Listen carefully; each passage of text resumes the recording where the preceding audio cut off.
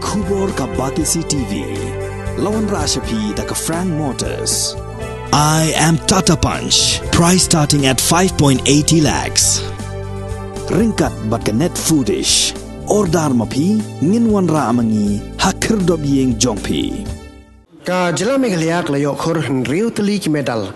Ha ka Jingïalehkai Taekwando ka bra long dangshen ha ka jela Punjab. Na ki Henriu Tylli lai ki kita kemaksar bat lai pat ki kita rupa. Ki Henriu ngot ki bla mi khmat ya ka Meghalaya.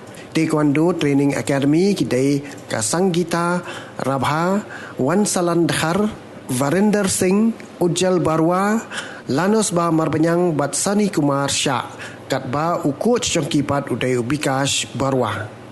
Ka lumpung begini girang bagi Jingïalehkai ki job kadai ka National Taekwondo Championship 2022 ya ka pelong da ka Taekwondo Indian Federation ha Punjab. Kini ginringot kila sya penkup buram ha ka arp sautre ujliu arhajar arpuar ha Pine Hotel ha ka Jiao Air Transport Society.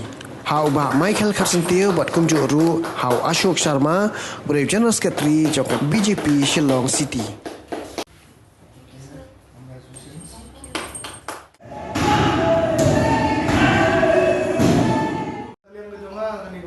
Semua ban penkupuram na semua serong kumu samla jom kejat Henriu ba kiladan kini ki samla ki lawan Thai hadir ka tournament ke bagia lawan nilai ST Sport Punjab ke National Taekwondo Championship India Cup 2022 te nga kum wen ki samla jutai kini ki kam mencakri upat ba nga semua ban kitbok kibyang ni kini nga semua berketiu yaki syakmat bagi nang la banang yaki usyu aki kam ki Jingïalehkai nama aku mengitip ke sports kategori ke industri ke ba la ban ketiu yaki syaki kam ki ba syakmat dengan aku beliru ya ki perlok ki belai dan lang ni nadu i baban ba di ba penskam yuria ki belong ki perlok naka Jiao Air Transport Society mo ka Jets Komuniong ini ru kita dua lagi NGO ki batrai na menta ki samla upliftment of the youth ban ai ki kam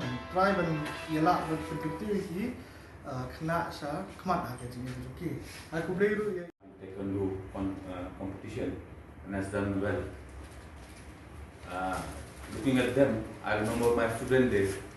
I was also an ex-student of taekwondo, so I'm very much honored in facilitating them and hope that a day will come in the future that Meghalaya will hoist its name in the top chart.